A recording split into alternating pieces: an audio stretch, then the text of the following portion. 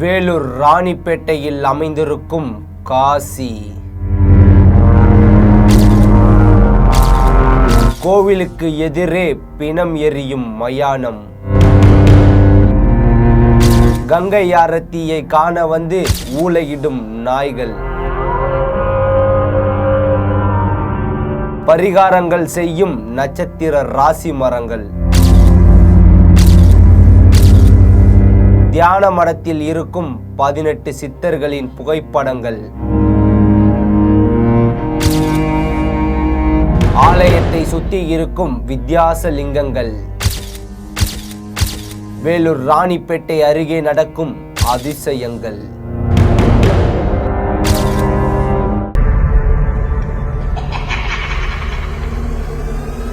GeM TV நேயர்களுக்கு வணக்கம். மர்ம சுவடுகள் நிகழ்ச்சிக்காக நான் உங்கள் சோமஜாமுத்து.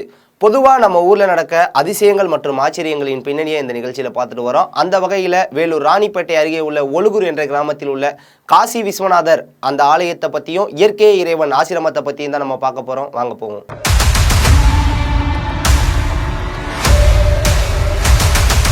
மர்ம சுவடுகள். வேலூர் ராணிப்பேட்டை மாவட்டத்தில் உள்ள ஒழுகூர் என்ற கிராமத்தில் மூர்த்தி என்ற மனிதர் இயற்கையே இறைவன் என்ற ஆசிரமத்தை நடத்தி வருவதாகவும் இங்கு காசியை போல் உருவாக்கப்பட்ட சிவன் ஆலயம் மற்றும் உள்ள பல சிறப்புகள் இருப்பதாகவும் எங்களுக்கு தகவல் வந்தது. இதை அடுத்து நாங்களும் எங்கள் குழுவும் சென்னையில் இருந்து வேலூரை நோக்கி பயணத்தை தொடங்கினோம்.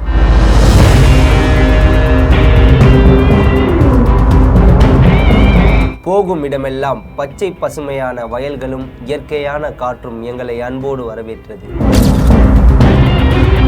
ஒழுகூர் செல்லும் இடமெல்லாம் பல காவல் தெய்வங்களின் தரிசனமும் எங்களுக்கு கிடைத்தது.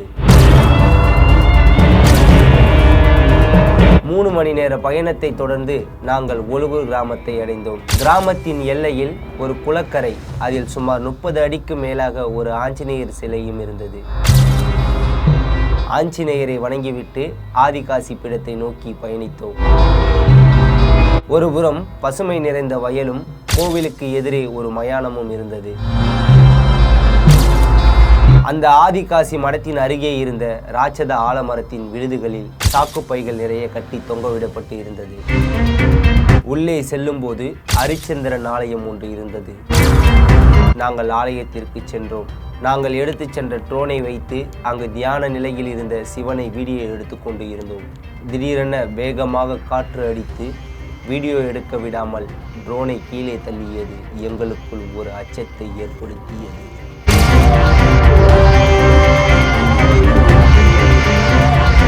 நீங்கள் பார்க்கும் இவர் பெயர்தான் மூர்த்தி. இவர் 10 வயதிலிருந்து விநாயகருக்கு பூஜை செய்து வந்ததாகவும் தன்னுடைய 20 வயதில் சிவன் மீது கொண்ட ஈர்ப்பினால் இவர் ஆன்மீக தொண்டாற்றுவதாகவும் சொன்னார். பிள்ளையார் கோயிலெல்லாம் கட்டிட்டு அருமத்தம்மன் இதெல்லாம் வந்து கிட்டத்தட்ட 20 வயசில் அதெல்லாம் கட்டும்போது கிட்டத்தட்ட 35 வயசுக்கு மேலே இருக்கும் எனக்கு. அப்போ தான் வந்து அந்த விநாயகர் கோயிலெல்லாம் நம்ம கட்டி முடித்தோம்.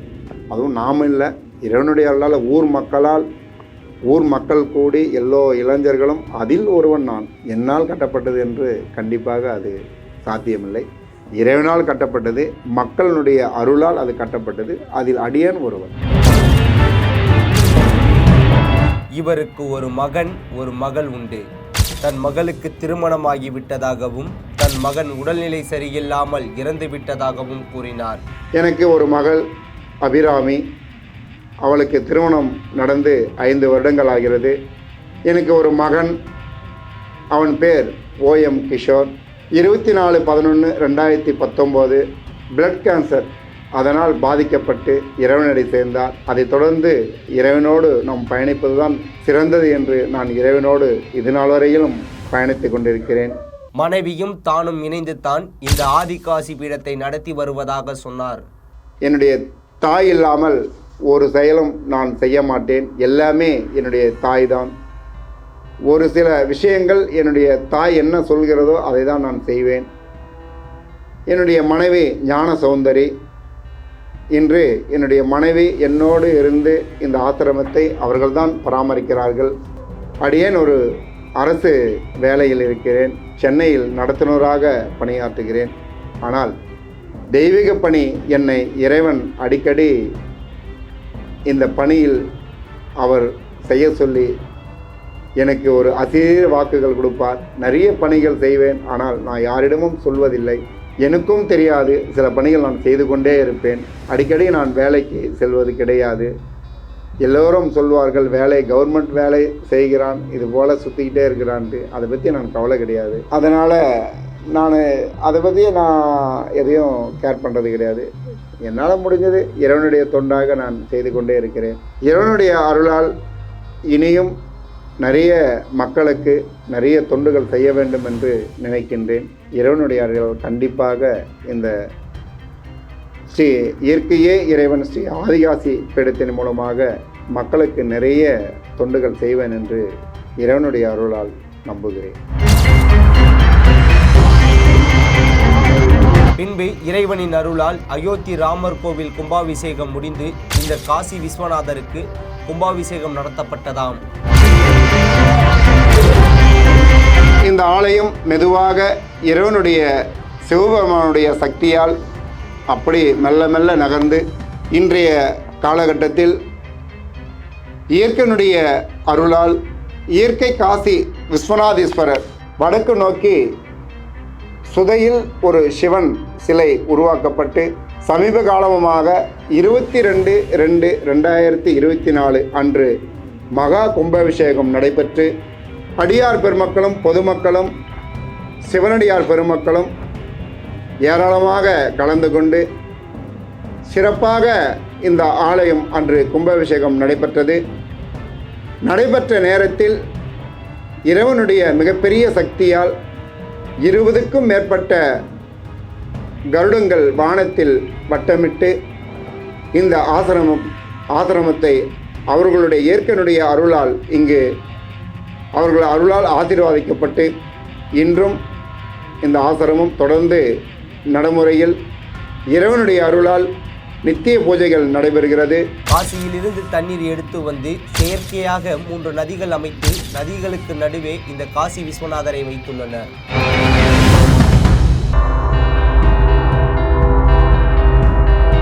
கங்கா, யமுனா, சரஸ்வதி என்ற நதிகள் இங்கு செயற்கையாக உருவாக்கப்பட்டு உத்தரப்பிரதேச மாநிலத்திலிருந்து காசியிலிருந்து அந்த நதியிலிருந்து தண்ணீர்கள் கொண்டு வந்து இங்கு செயற்கையான முறையில் கும்பாபிஷேக நேரத்தில் கங்கா, யமுனா, சரஸ்வதி என்ற நதிகள் உருவாக்கப்பட்டு 27 நட்சத்திர விருட்சகங்கள் ஸ்தாபனம் செய்யப்பட்டு 9 நவகிரகங்கள் ஸ்தாபனம் செய்து 12 ராசிகள் மரங்கள் ஸ்தாபனம் செய்து 48 விருட்சகங்களும் ஒரே நேரத்தில் ஸ்தாபனம் செய்து இங்கு அமையப்பட்டிருக்கிறது.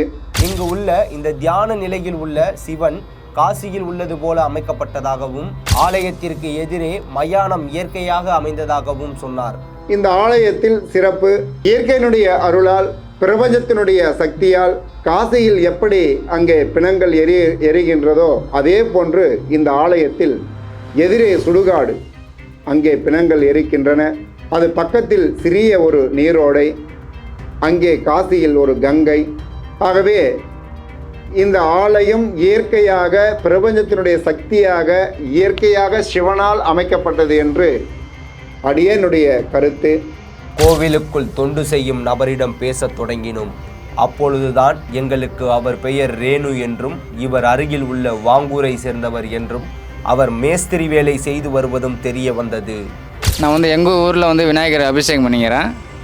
ஆனால் இந்த பக்கம் போகும்போது பார்த்தீங்கன்னா விநாயகர் கோவில் இருக்குதுன்னு சொல்கிறதுக்காக இங்கே வந்தேன்.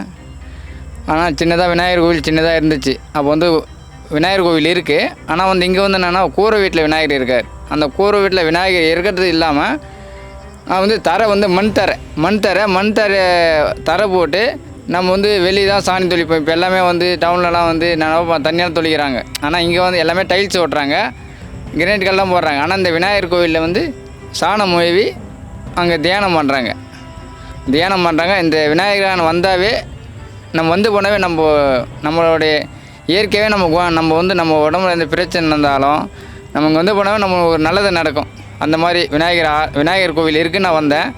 அந்த விநாயகர் வந்த பிறகு அவர் கூட பாய்க்கின பிறகு அப்போ அவர் சிவன் இந்த மரம் இயற்கையாகவே சின்ன மரமாக இருக்கும்போதே பார்த்துருக்கோம்.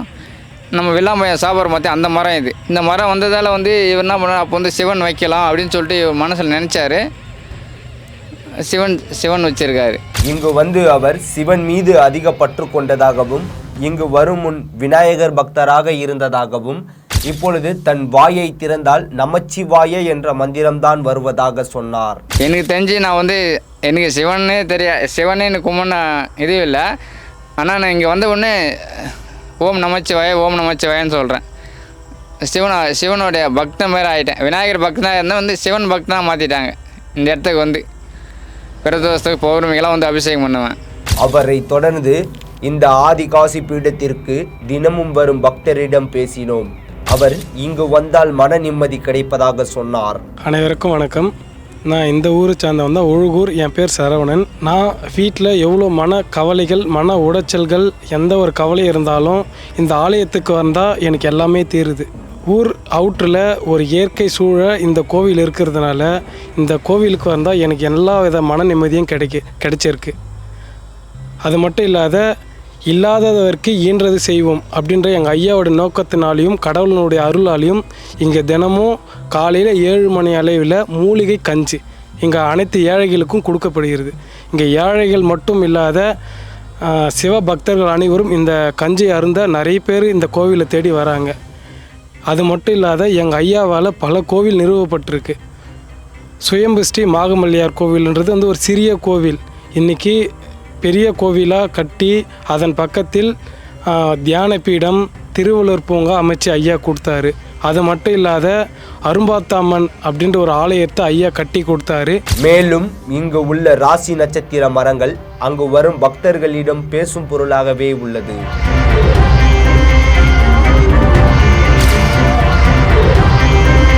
மிகப்பெரிய சக்தி என்னன்னு கேட்டிங்கன்னா இந்த 27 நட்சத்திரமும் 12 ராசிக்கான செடி தான். நான் என்னுடைய நண்பர்களுக்கு மட்டும் இல்லை, நான் தினமும் வந்து இங்கே பூஜைக்கிறேன். என்னுடைய ராசியான என்னுடைய செடியில், என்னுடைய நட்சத்திரமான என்னுடைய செடியில் தினமும் இங்கே பூஜைக்கிறேன். என் வாழ்க்கையில் நிறைய நல்லது நடக்குது. நான் ஒரு தனியார் நிறுவனத்தில் பணிபுரிகிறேன். சாதாரண ஒரு கான்ட்ராக்ட் மூலமாக தான் பணிபுரிஞ்சேன். ஆனால் இந்த ஆலயத்துக்கு வந்து நான் மனதார உருகி வேண்டினேன். இன்றைக்கி அந்த நிறுவனத்தில் நான் நிரந்தர பணியாளராக மாறிட்டேன்.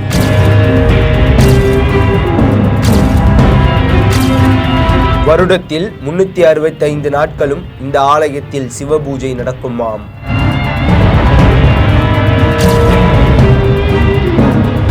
நாங்கள் அப்படியே அங்கு உள்ள கோசாலைக்கு சென்றோம்.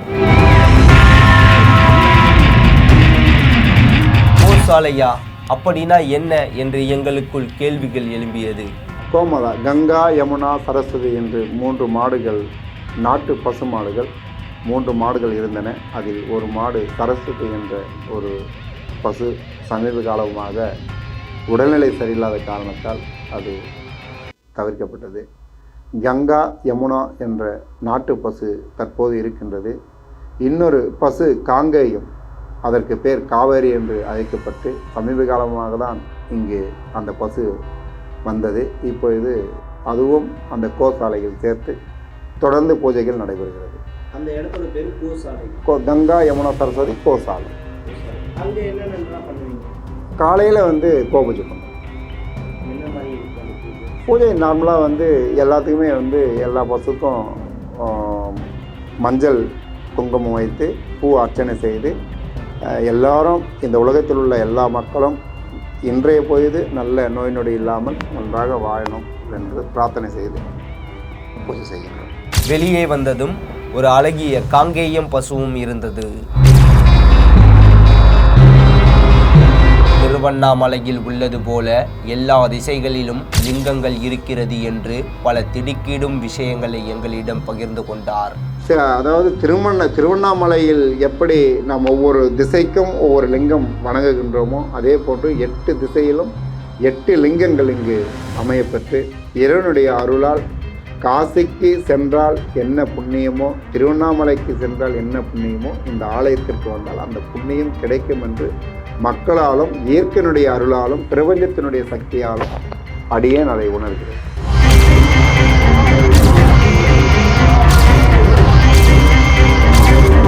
இப்படி பல விஷயங்களை பார்க்கும் பொழுது எங்களுக்கு அங்கு கண்ணில் ஒரு கூரை வீடு தென்பட்டது. அதன் உள்ளே சென்றதும் மாட்டு சாணத்தால் மூழ்கியிருந்த தரைகள், அந்த தரைகளின் மேல் அமர்ந்து பலர் தியானம் செய்து கொண்டிருந்தனர்.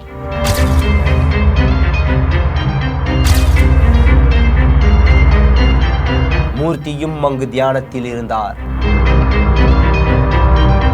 எங்களுக்கு அங்கு பல புகைப்படங்கள் கண்ணுக்கு தெரிந்தது. அருகே சென்று பார்த்தால் அது முழுவதும் சித்தர்களின் புகைப்படங்கள். அந்த புகைப்படங்களுக்கு கீழ் ஒரு அழகிய விநாயகர் சிலையும் இருந்தது. ஆமாம், இந்த விநாயகர் சிலைக்கு பெயர் இயற்கை விநாயகராம். அருகில் திருநீர் தருவதற்கு சங்கு போல் ஒன்று இருந்தது. முடுக்கைகளும் உள்ளே இருந்தன.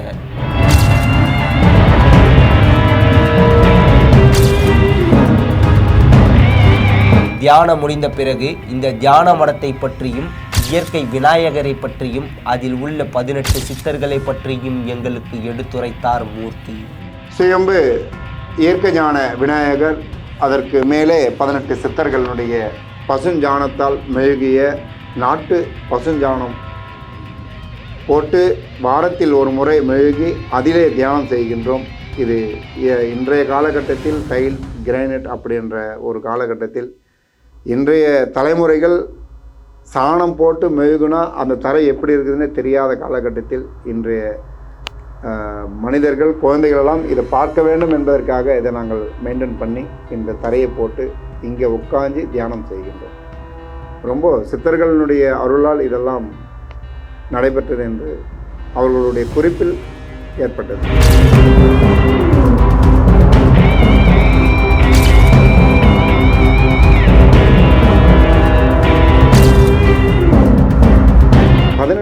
சித்தர்கள் முதன்மையான சித்தர்கள். முதல் சித்தர் அகத்தியர்.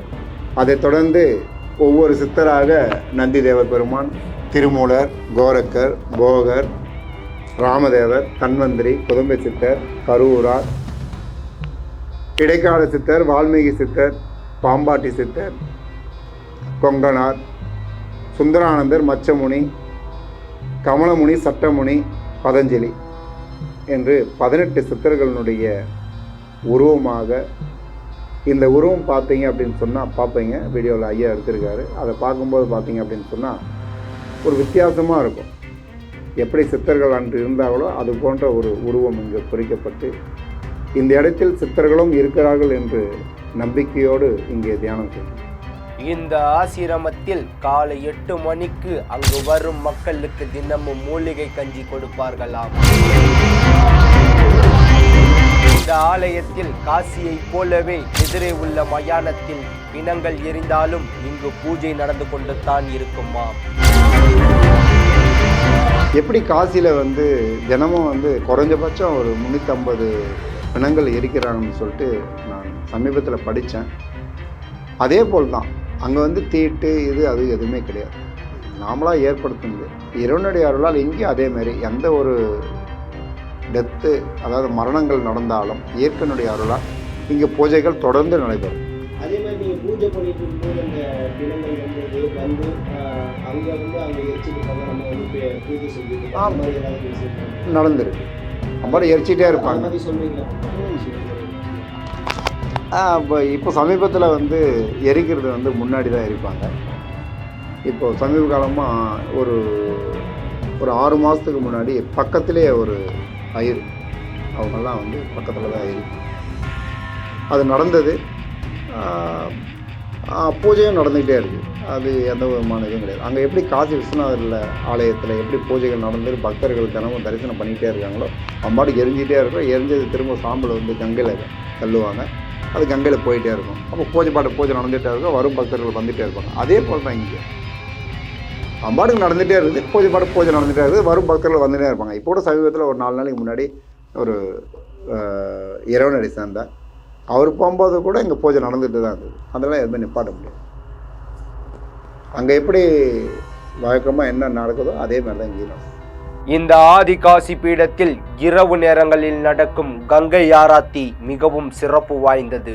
நாங்கள் சென்ற போதும் அந்த கங்கை ஆராத்தியை கவனித்தோம். தினமும் அந்த கங்கை ஆராத்தியின் போது அங்கு வந்த நாய்கள் ஊளையிடுவது வழக்கமாம். இந்த ஆதிகாசி பீடத்தில் பிறந்த நாள், திருமண நாளில் வரும் பக்தர்களுக்கு மரக்கன்று வழங்குவதை வழக்கமாக வைத்துள்ளார் இந்த மூர்த்தி. குழந்தைகளுடைய பிறந்த நாள், பெரியவர்களுடைய பிறந்த நாள், அவர்களுடைய திருமண நாள் அன்று இந்த ஆசிரமத்தில் மரக்கன்றுகள் வழங்குகின்றோம்.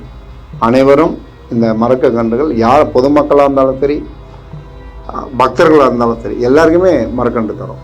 இது இயற்கையினுடைய அருளால், இயற்கையினுடைய அதிகமாக இயற்கை வைக்க வேண்டும் என்ற ஒரு நல்ல ஒரு எண்ணத்தில் இறைவனுடைய அருளால் இதை நாங்கள் செய்து கொண்டிருக்கிறோம்.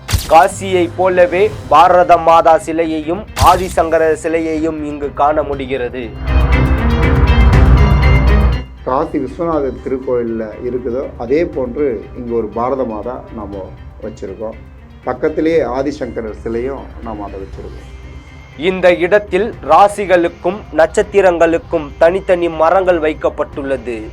இங்கு வரும் பக்தர்கள் அவரவர் ராசிகளுக்கு ஏத்த மரங்களுக்கு பூஜை செய்து வழிபட்டால் துன்பங்கள் நீங்கும் என்பது வழக்கமாம்.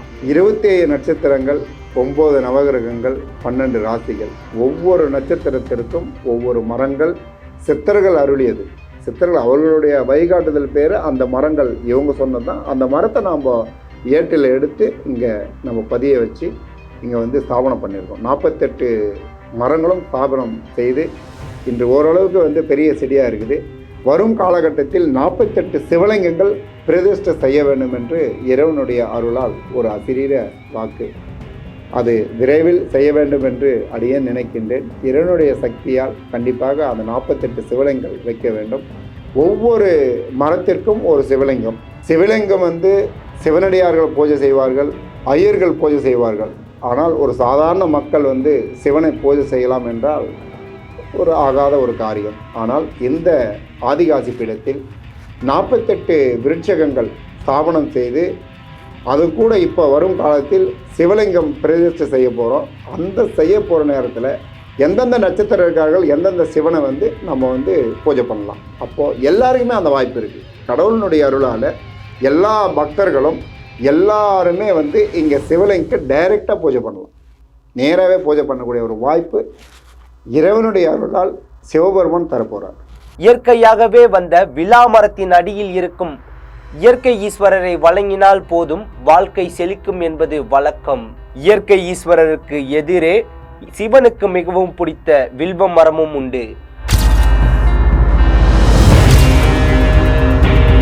இங்கு உள்ள சிவாலயத்தில் ஒரு திருவோடு மரமும் உண்டு. பொதுவாக திருவோடு மரங்களில் நிறைய இடங்களில் காய் இருக்காது என்றும் இங்கு மட்டும்தான் திருவோடு மரத்தில் காய் காய்த்துள்ளது என்றார். இந்த ஆலயத்தில் விலாமரம் இயற்கையாக இங்கே அமைந்து அதன் அடியில் இயற்கை ஈஸ்வரர் பிரதிஷ்டை செய்து கொஞ்ச காலம் தொடர்ந்து திருவோடு மரம் ஸ்தாபனம் செய்யப்பட்டது. அந்த மரத்தில் சிறிது காலமாக ஒரு 2-3 வருடங்களாக இறைவனுடைய அருளால், இயற்கையினுடைய அருளால் திருவோடு காய் இங்கு காய்த்து வரும் சிவனடியார்களுக்கெல்லாம் அதை இறைவனுடைய அருளால் அதை நாங்கள் அவர்களுக்கு கொடுக்கின்றோம். இங்கு ஒரு வேல் வைத்து வழிபட்டு வந்ததை கண்டோம். அதை பற்றி கேட்கும்போது அங்கு சில காலமாக நாகம் வருவதை அறிந்த அவர்கள் அங்கு வழிபட தொடங்கி உள்ளனர். அங்கு உள்ள விலாமரத்து அடியில் மூர்த்தி ஒரு நாள் தியானம் செய்யும் போது அங்கும் நாகம் வந்ததாகவும் அது சுமார் 12 அடி இருந்ததாகவும் சொன்னார். பிறகு அங்கு நாகத்துக்கு வழிபட தொடங்கியதாகவும் கூறினார். வந்துருப்பாங்க, நாகம் வந்து வந்துட்டு போகுது, ஆனால் யாருக்கு தெரியாது. நீங்க பார்த்துருக்கீங்களா? பார்த்துருக்கேன். நீங்க என்னென்ன? அவர் வரும்போது அடியேன் ஒரு நாளில் வந்து அந்த இடத்துல வந்து தியானம் பண்ணிட்டு இருந்தேன். மரத்தடி கீழே எப்பவுமே ஈவினிங் டைமில் வழக்கமாக ஏதாச்சுமா இறைவனுடைய அருளால் ஐயப்பு இருக்கும். அந்த டைமில் போயிட்டு நம்ம அங்கே உட்காந்து தியானம் பண்ணும்போது எனக்கு பின்னாடி வந்தாங்க. பின்னாடி வந்துட்டு முன்னாடி போய் நின்னாங்க. அடியேன் வந்த சத்தம் கேட்டது. அடியேன் அதை ஏந்துட்டு நான் என் பாட்டுக்கு வந்துட்டே இருந்தேன். அதுக்கப்புறம் அவங்க பாட்டுக்கு போயிட்டேன்ட்டாங்க. அவர் பேசுகையில் இறைவனை தாண்டி இயற்கையே இறைவன் என்று சொன்னார். இயற்கையெல்லாம் ஒன்றுமே இல்லைம்மா, அதனால தான் இயற்கையே இறைவன் சொல்கிறோம். ஒவ்வொரு வார்த்தையும் நம்ம பேசுறத பார்த்தீங்க அப்படின்னு சொன்னால் இயற்கை எல்லாமே நான் அடியேன் ஒரு வார்த்தை கூட சொல்லிட மாட்டேன். எல்லாமே நாம் இந்த உலகமே இயற்கை தான். இயற்கையே இறைவன் அப்படிங்கிற ஒரு ஆசிரமும் அந்த வார்த்தை கூட ஒரு சிலர் என்னை கேட்பாங்க. அது இறைவனாக கொடுத்தது தான்ட்டு முடிச்சுக்கிறேன். சிவாயினம்.